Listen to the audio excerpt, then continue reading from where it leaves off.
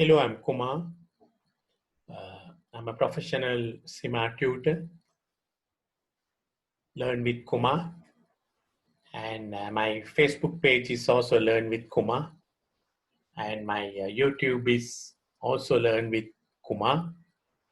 And today I just want to make a small video clipping on the subject of integrated reporting. Now, integrated reporting is part of the syllabus of F2 and also in F3. So I just want to make from F2 point of view, integrated reporting, but of course it will be useful for F3 also. So what is this integrated reporting is all about?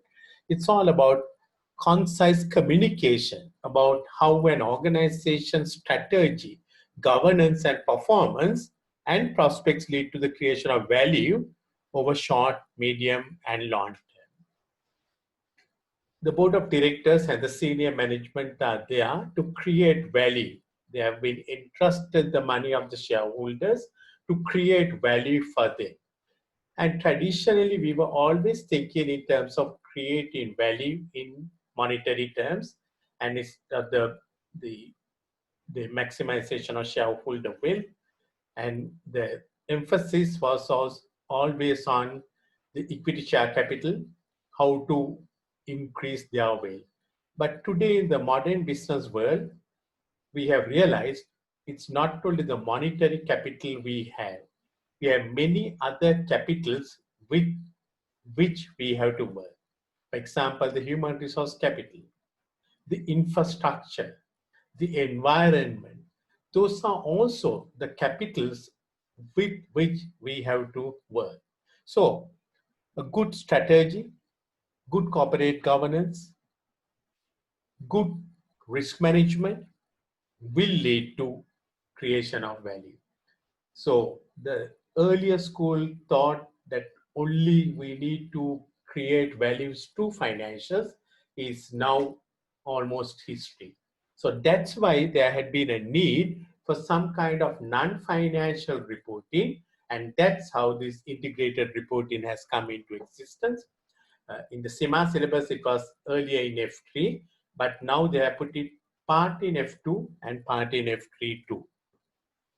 So, as I said, it was basically the emphasis was on monetary capital. So, every time they were looking in terms of increasing the shareholder wealth, the traditional statement of changes in equity will explain how the value has been created to the shareholders. But in creating value to the shareholders, we need to be looking of our employees, the society, the environment, what kind of resources are we drawing from them, and what kind of sort of balancing that we need to do for them. And integrated reporting has come to stay. It demands us that we report on non-financial areas too. So the objective of financial statement is basically to provide information about the financial position, the financial performance, changes in financial position. Those are the things, and basically for the people to make economic decisions. The conceptual framework of accounting acknowledges that financial statements do not and cannot provide all the information that existing and potential stakeholders need. So there's some more information the people are looking for, the stakeholders. So remember, I'm talking about stakeholders. Stakeholders are the people who have an interest in the strategy of the company. Primarily, they are shareholders, but there are many stakeholders, external, internal stakeholders, and we do have the Mendelow's matrix to classify them according to their interest and the power that they hold. So integrated reporting basically is focusing on many capitals that is there to create value for stakeholders. So board of directors, through good corporate governance, need to balance these capitals. So what are these capitals? So there are 6 capitals the integrated reporting is talking about. Financial capital, that's a traditional the pool of funds. We know always that need to be properly managed. The shareholders have entrusted their money and we need to manage. But there is some other capital, manufactured capital, the property, plant and equipment, the infrastructure. Again, we need to manage them to create wealth. You can have all the money, but if you are not having the right property, plant and equipment, you are not going to make money. Intellectual capital, the knowledge-based intangibles, your patent rights, copyrights, software. Nowadays, there's a lot of digital assets that is coming up. Apps in the post-COVID-19, many transactions will happen online. So there will be lot of software that is being using. Those things need to be properly managed to add value to the organization. Just having money is not enough. Now, this is what integrated reporting is talking about. So we are talking here three capitals: financial, manufactured capital, and intellectual capital. Then the balance is human capital. Very importantly, we know that to have competent people, people with skills, capabilities, how important. And that's how we have this function called human resource function has come to stay. Long time back, about 40 years back, it was just personnel and administration. But now we know the value of human capital. Social and relationship. A business exists because there's a society. And the day that the society decides to reject our products, reject our services, we will not survive with all the money. So having good relationship with the society is very important. And also we need to be mindful of natural capital, the environmental concerns. People are concerned about how we pollute the air, about sustainability of water, land, minerals, energy, all that kind of thing. So integrated reporting has come because the financial statements do not provide all the complete information we require. One of the reasons is if you look at the annual report, it's what we call information overload. So much of information in those annual reports, and hardly a person will have time to read it. And almost all the information is backward looking. It's all about the past. Now, particularly after this COVID-19, your stakeholders will be more interested to know about the future than the past. What are you going to look at?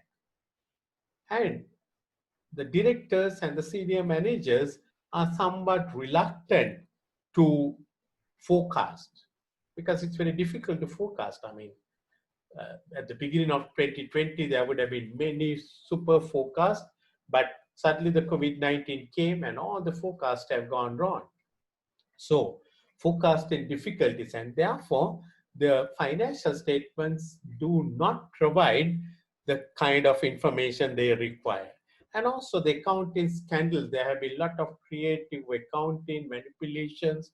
We know a lot of frauds have happened in large companies, and therefore people do not have that much of a regard for financial reporting per se. Corporate social responsibility. The financial reports does not talk about our CSR. Sometimes they may, but not enough of total visibility. Then also the different stakeholder needs. You and I know financial statements are primarily prepared for the shareholders, but there are many other stakeholders. So this is why there is a need for some kind of a different kind of reporting in addition to the financial reporting. It's not a supplement or a substitute for financial reporting. In addition to the financial reporting, we need to have some kind of non-financial things included, and that's what the integrated reporting is all about. So what kind of information do people require? They want to know how the business is managed.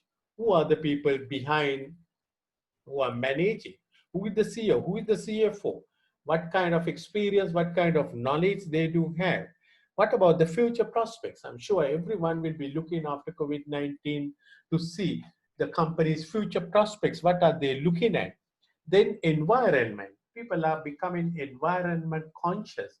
So about your company's commitment to the environment, saving of water or energy or carbon footprint, whatever, and also towards corporate social responsibility and also risk management, very important. Suppose, I mean, we had risk management, but almost everything failed when COVID-19 came.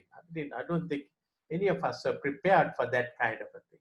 So we may have to rethink our risk management strategies in the days to come. So non-financial reporting. So there's additional information that what we need. So there are many initiatives taken, the Global Reporting Initiative, then United Nations, they have some development goals that is given, and also there is this International Integrated Reporting Council, commonly called IIRC. They have produced a framework which is known as integrated reporting. So for F2, it is all about the IR framework. But when it comes for F3, you will have other things like GRI and sustainability, UN, United Nations sustainability goals also included in your reporting. Right. So basically, the board of directors, senior managers, they are there to manage the financial capital with the investors have provided and to create and preserve the value generated from other forms of non-finance. It's a mix of everything, financial, human, intellectual knowledge, your reputation, all that together is only going to create value. Just having a pot of money is not going to create value. You need good human resources. You need a good reputation. You need good intellectual capital.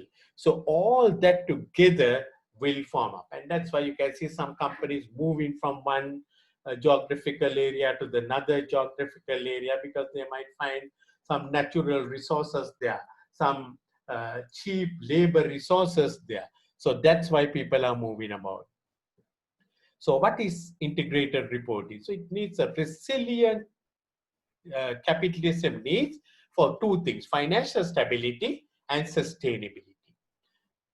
All the time we have been thinking about financial stability of an organization. And if you read the reports 30 years back, the CEO, the chairman, they're talking about the financial stability of the organization.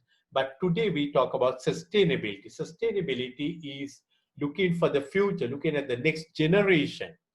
That's kind of a thing. So integrated reporting or IR is designed to care for both these aspects.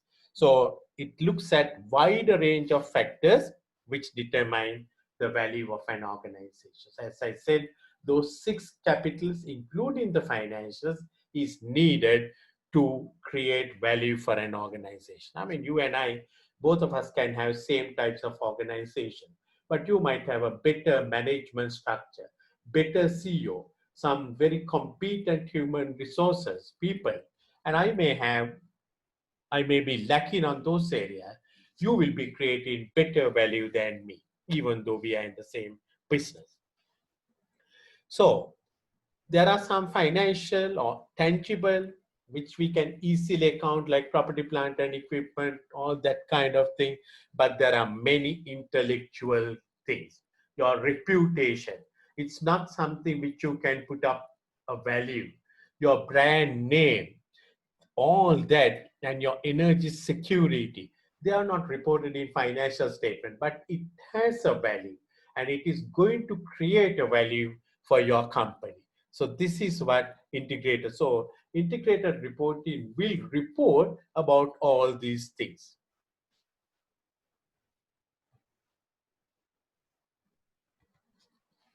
Right. So the primary purpose of integrated report is to explain to providers of financial capital how they have created value over time. So it demonstrates the linkages of organization strategy. I mean, everything need to be worked out on your vision statement, on your mission statement, and you must have a strategy, good governance, and your financial performance. And they should be linked with social, environmental, and the economic context within which the entity operates. So post COVID-19, you will have lot of areas to work about: the social, environmental, the economic context, and your strategy, your governance, finance. This is what we expect in that integrated reporting. So I'm expecting some very interesting integrated reporting to come up just after this COVID-19, once the companies publish their annual reports thing. And this is a sort of a kind of an additional report which will come up as a separate report or maybe part of the annual report, but it's a very comprehensive report. It's not yet mandatory, but almost all the listed companies and reputed companies are providing this information. So I would encourage you all to go to Google, search one of these integrated reports of one of the larger companies, go through that one to get an idea and the content of the report. This is very important when you are doing semi-exam.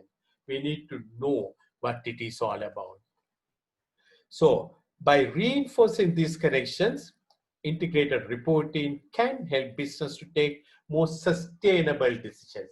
We are not looking short-term kind of profit. We are looking in the long-term sustainable decision, the decisions that will keep the organizations moving. I mean, you can exploit your employees and make big profit, but that is not going to help you, right? You need to look at something better than that one. So historically, emphasis was very much on financial value. But as I said, it has now created a different story. So it is driven through investments. It is driven through investment. And the value is created through intellectual property, staff well-being, have a happy staff. Particularly after COVID-19 scenario, you need to look after your customer, because the thinking at the moment is the emphasis will be on 3 C's: customer, cost, and cash. Customer, cost, and cash after COVID-19. So we need to keep our customers happy. For that, we need to keep our employees happy. Then only they will give a good service to the customer. We need to preserve our cash, and we need to be mindful of our cost, because raising money is going to be very difficult. So preserving what we have is so important. So how we use the natural resources and what kind of a contribution we give to the environment, the nature, is very so important. And these are the things what is expected in the integrated reporting that you and I will produce to our companies and through us to our stakeholders.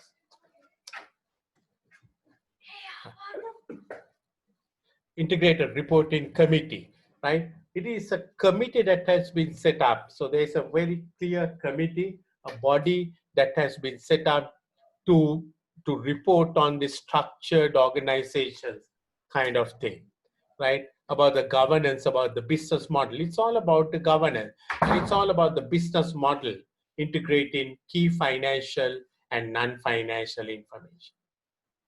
So fundamental concepts of integrated reporting is to value creation. So they identify 6 capitals, as I said: financial, manufactured, intellectual, human, social, relationship, and natural capital. So each of these capital you need to have a good study. I don't have time to go into all that, but I've given you the idea of this integrated reporting so that you can look more into it. I mean, it's your reputation is your social and relationship. Natural capital is all about your environment. Human capital, you and I know. Intellectual capital is your intangibles, what you carry, like good customer network, good supplier relationships. Then you have the manufactured capital, the property, plant, and equipment, what you have to have, right technology, new technologies, all that, and of course the financials. So this is basically a kind of a thing I want to do, because I'm providing tuition. So if any of y'all are interested, you can subscribe to my page on YouTube, Learn with Kumar, and you can write email to me, learnwithkumar5@gmail.com, or Learn with Kumar WhatsApp. You can contact me, and anytime I sort of offer individual tuition as well as group tuition for CIMA case studies and CIMA managerial and operational and strategic OT question subjects. So thank you very much for giving me a hearing on this one. And if you all have any questions, you can WhatsApp me and or send me an email and find out. And if you're happy with my presentation, just pass it to the others. So thank you very much. God bless all of you.